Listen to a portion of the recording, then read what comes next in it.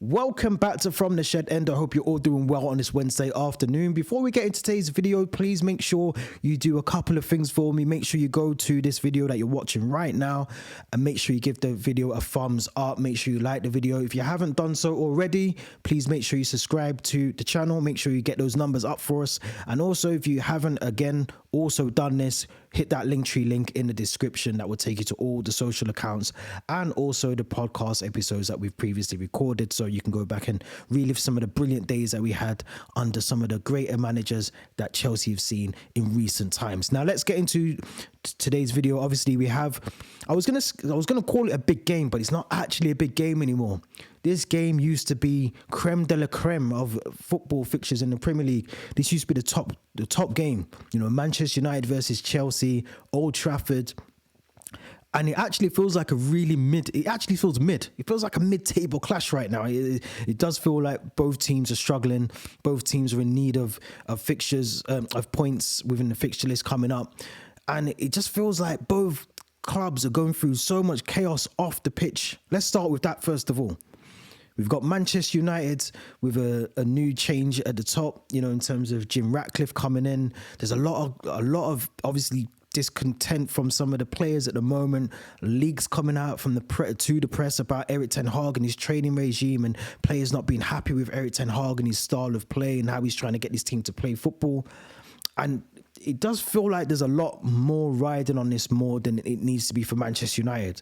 I feel Erik ten Hag's under a lot of pressure at the moment to try and deliver results and get this team playing the way that he needs them to play and get results under the belt. But I say all that to say this: we are still in the same boat as Manchester United. You know, you look at our off-field issues as well in terms of how we've recruited recently. The results haven't been great. You know, I think Theo gave me a stat the other day: 4 wins at Stamford Bridge in 2023. Not good enough for a club like Chelsea. So that kind of tells you already that where we are as a club. I've said it on here many times before. We are playing like a mid-table team. We have to accept what we are now. We are not top of the top. We are not top 4. We are not top 5. We are a mid-table team. This is a mid-table clash. The build-up for this game used to be so historic. Super Sundays. This used to be the clash that everyone was watching. Millions of people tuned in for. And now it just feels like a normal Wednesday evening kickoff. Just feels like a normal game. But let's talk about some of the injuries that we know both clubs will have going into this game. Obviously, we know that Christian Eriksen from Manchester United, Johnny Evans, Casemiro, Lisandro Martinez, Tyrone Malacia, and Amad Diallo. Now, obviously, Mason Mount will potentially be a doubt for tonight's game as well, with a calf injury. So it does leave Man United short in terms of injuries. But we said that about Newcastle. You know, we said that about Brighton, who still gave us a game, you know, albeit when we had 10 men. But, you know, this is a game in my eyes that we should win. I mean, I'm looking at Malagusto, Carney Chukwuemeka, Ben Chilwell, Trevor Chalobah, Wesley Fofana, and Nkunku and Lavia are all the players that are still out injured for us as well. Obviously, Conor Gallagher will miss the game due to a suspension for picking up 2 yellows in the game against Brighton. So I'm looking at this fixture now and I'm thinking, who needs it more? You could argue both clubs. Manchester United need it. Chelsea need the result as well. 3 points is up for grabs for both, who clearly are struggling in the league, struggling for form. I think United is 7th in the league at the moment. We're sitting 10th. We're both coming to this game off the back of our last 5 fixtures. United have won the last 3. We've won 2, drawn 1, lost 2. United have only lost the other 2 out of their 5. So this is a game that realistically, should we be able to win, will catapult us up the league a little bit. I'm not saying we're going to be pushing for Europe, but it pushes us up the league for a couple of days until the weekend fixtures come back into play. But I do feel that this is a game that we've struggled in recent times. I think we go back to the last time we won at Old Trafford would be 2013. A one matter goal. I think it was late into the game, 80 something minutes. It was 80, 85 probably, last 5 minutes of the game.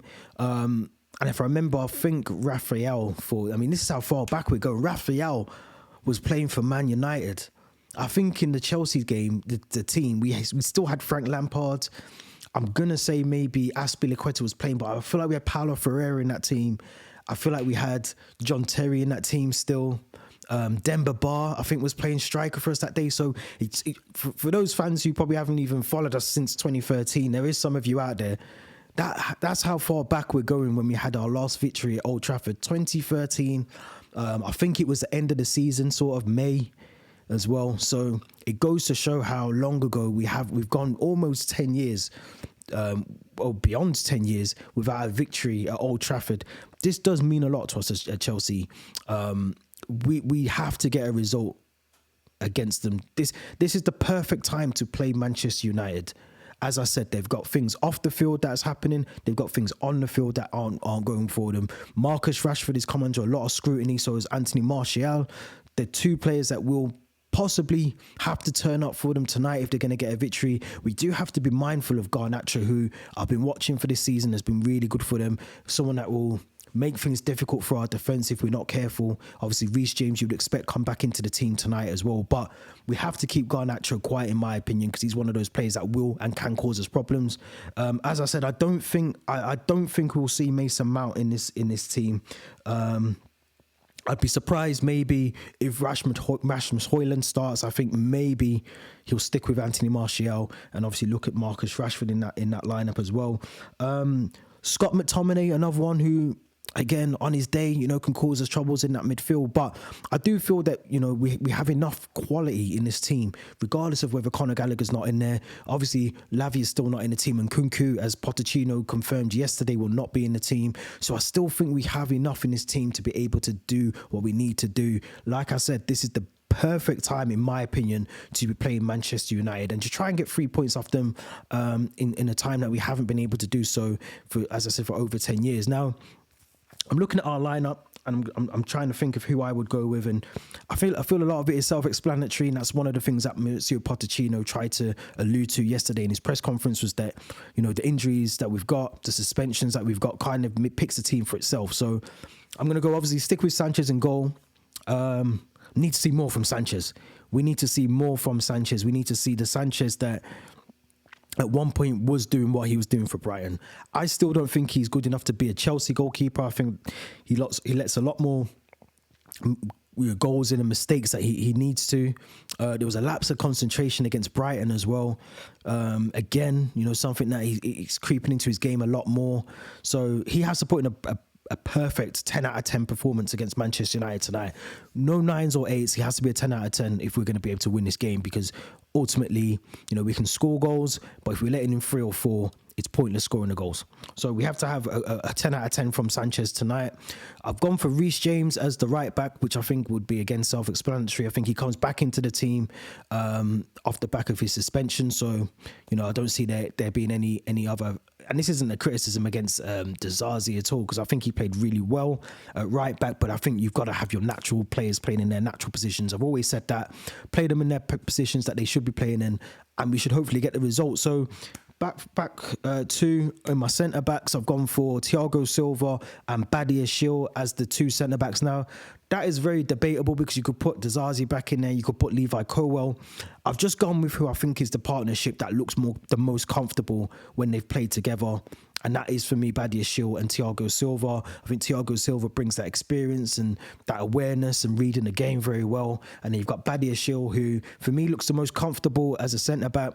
I'm thinking back to the Man City goal, the Newcastle goal, Lascelles and Akanji's from the set pieces. And I think Dizazi was possibly at fault for both of them, if I remember correctly. So I would probably stick with Badia Shil, who, let's be honest as well, when he first came into the team, was playing very well and was suddenly benched, and he didn't really warrant being benched then. And I still don't get why you would want to bench him, because I feel like he's arguably the better out of those sort of, next generation of centre-backs coming through at the club.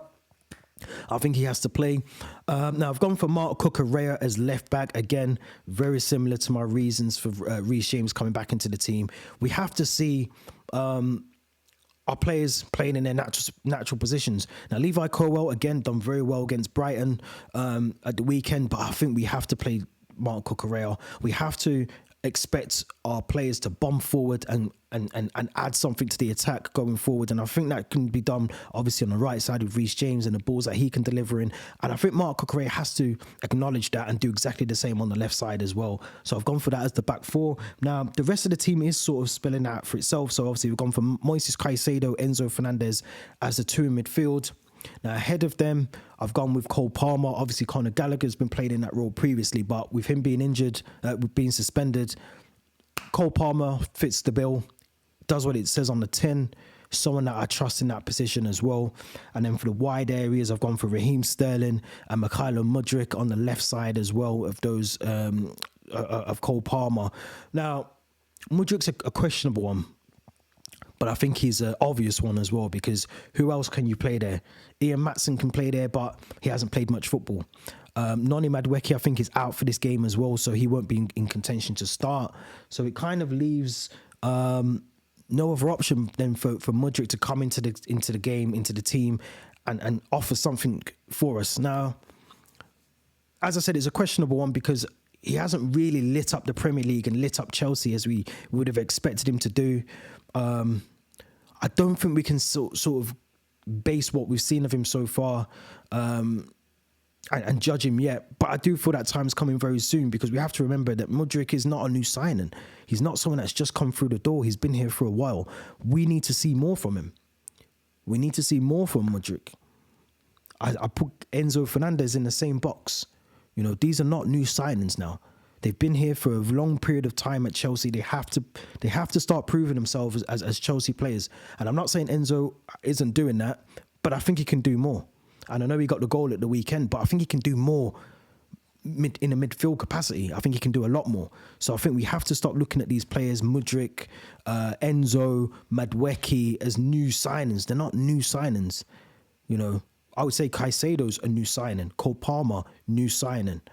Anyone that's been through this door and has had 6 or 7 months, 8 months, 9 months at the club, I can't even deem them as a new signing anymore. You should be showing positive signs that you're improving and developing and adding to this team.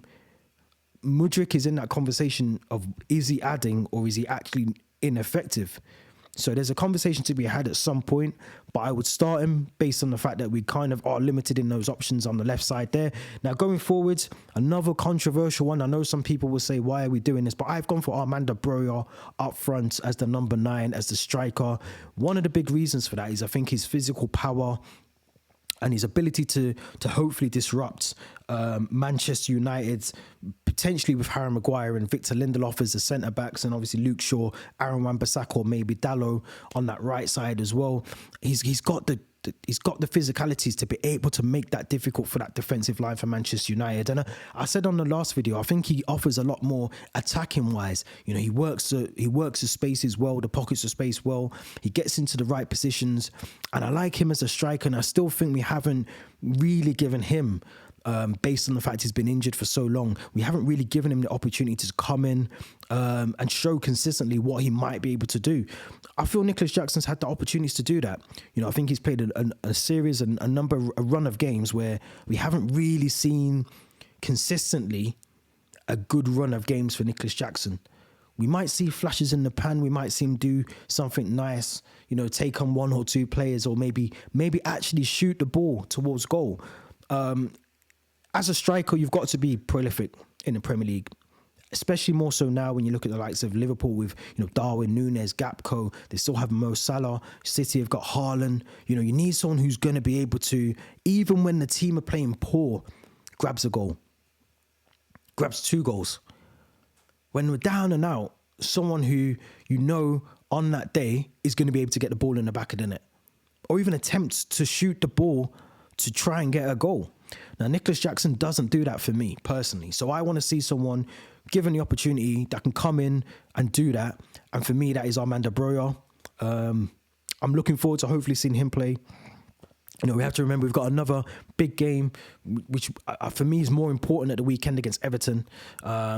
Again, another dodgy game. You know, Goodison's never an easy ground to go to, but I do feel that if we can go into this game today with the emphasis and the importance of getting these 3 points, as I said before, this is a moment in time where we play Manchester United at their lowest point. their lowest point. We have an opportunity to go out there and play like we did against Manchester City, but actually win the game this time and actually perform just as well, but if not better, and get 3 points. Now, I'm not entirely confident of that, but the lineup that I've put out, I look at Onana, the mistakes that he's made recently in goal for United. Test the goalkeeper. And this is why I think I'd go with Broja. Test him, because he seems like a goalkeeper that has 1 or 2 mistakes in him every game. Test the goalkeeper. Let's put him under a bit of pressure on the set pieces. When it's a corner, let's stick Armando Broja or Badia Shield, someone on top of him. Make it hard for Onana, for Harry Maguire as well. I think this is a perfect time to play Manchester United. And if I was going to do my predictions, which I will do now, I'm going to go 2-1 Chelsea. Ironically, I think United will score first. And then I think we'll come back into the game and we'll show that resilience, we'll show that fight, and we'll come back and we'll get the 2 goals. And who knows? It could even be a Cole Palmer. It could be Broja double. But we need 3 points today. We need to get 3 points tonight. As I said, if we do win that game, we will, and results go our way, we will go into 8th or 9th in the league. It sounds like a small win, but I think as long as we start climbing up that table, we've got a massive busy period coming up in December, a massive run of games. If you head over to the socials, you'll see all of those as well. But we have to get 3 points tonight, so it's a given. We have to get them. So let me know what you think in the comments about the lineup. Let me know what you think about the prediction. Are you confident we will beat Manchester United tonight? Do not forget to subscribe to the channel and also like this video. And make sure you go to the Linktree link and follow the social accounts on there. Until next time, thank you very much. And we'll be back with the review very soon.